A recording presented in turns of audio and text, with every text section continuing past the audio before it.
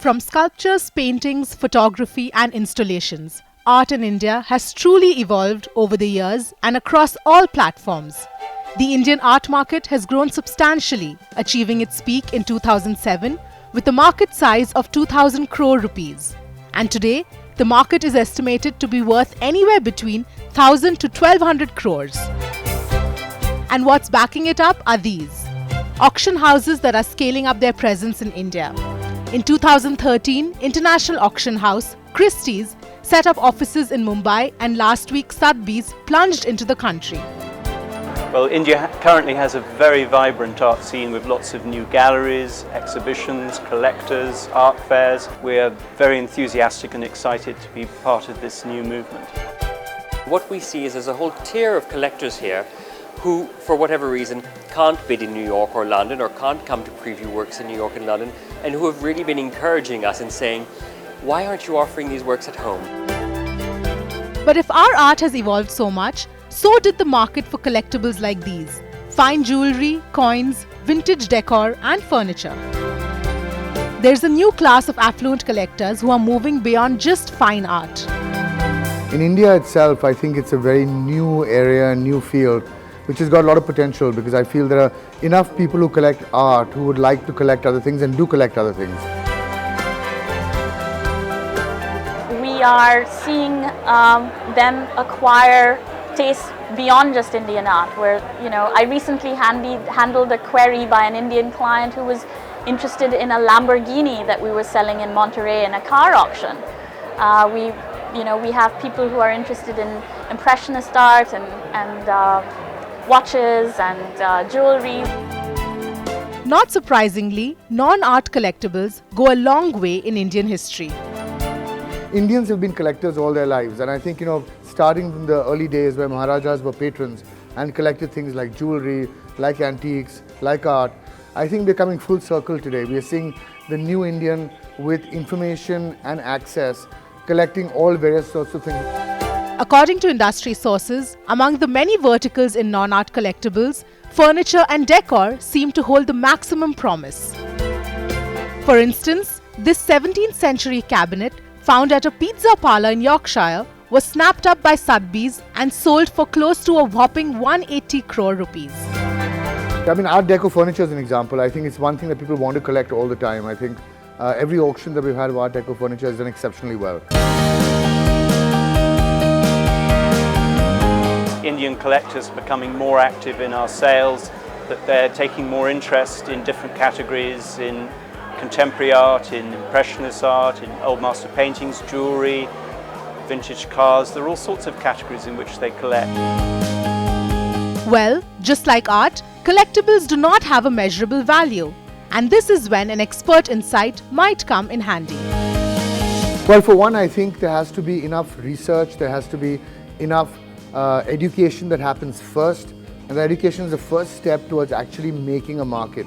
People have to learn about it, understand it, and then buy it. So I don't think the purchase is the first step, but I think it's a process that people have to follow as the market develops. Perhaps with international auction houses now setting up shop in India, investing in collectibles will take prominence.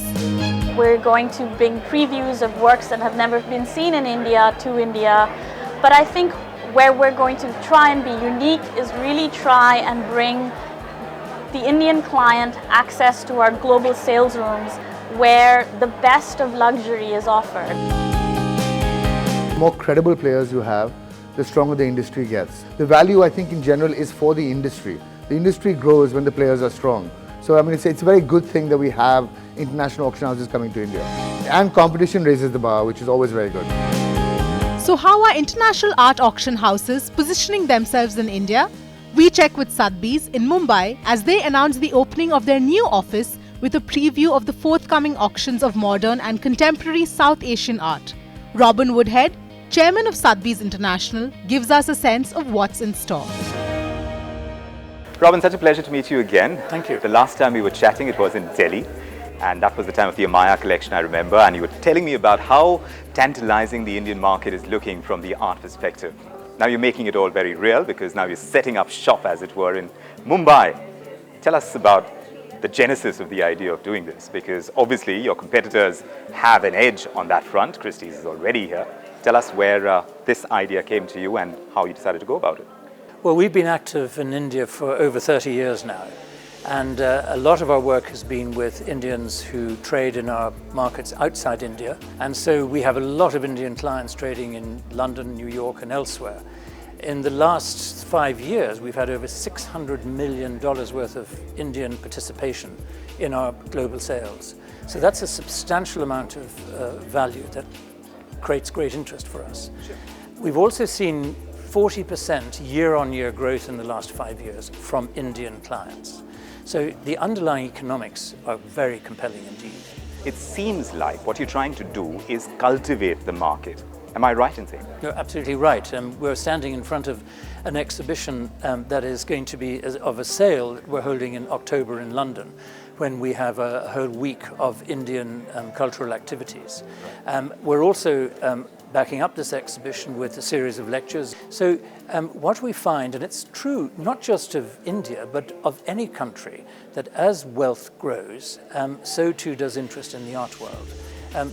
India has a great advantage that it has incredible cultural heritage. And collecting, after all, is not just about investing. Collecting is about passion, is about interest. And you see that in all the people who've collected over the years in India, in, for example, Indian miniatures. Not everybody bought Indian miniatures because they thought it was increasing value. They bought them because they loved them. Right. Now, clearly, they do have value, and as like all art today, and like any asset today, it has an attributable value. And because of that, now there is a different level of interest in our market. Going ahead from here, to be able to structure your approach into India, what exactly will need to be done? Because you're talking about basics over here, like I said. So what's the strategy that's going to work? Because like you said, not necessarily is this about art, it's about collectibles as a space.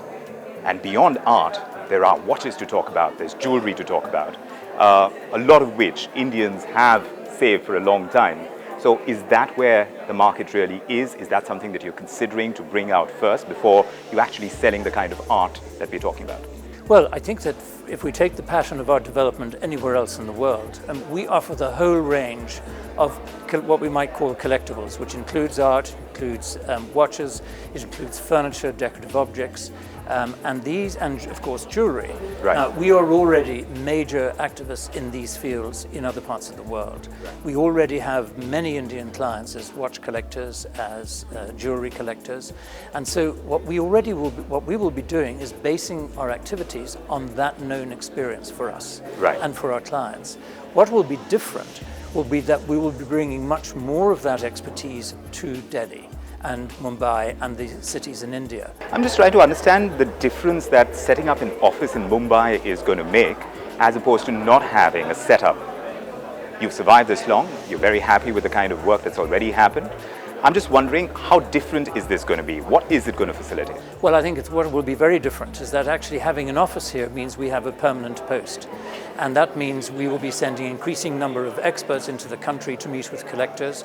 There'll be an increasing number of educational programs coming in, increasing numbers of these traveling exhibitions. I mean, what it is, it's not so much the office itself, is the signifier of our commitment to this country. We wish you great luck, Robin. Thanks indeed for talking to us. It's a pleasure.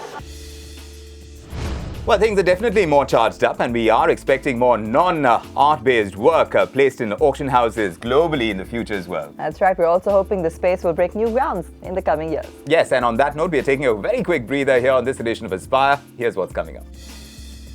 We're also chatting with actor Chitrangada Singh on her love for fashion and cinema. Indeed, she's getting into production as well. We'll talk about it. We'll take you to the launch of Bulgari's new high jewelry watches. And we're connecting with artist Samantha Batra about her love for the traditional medium in contemporary art.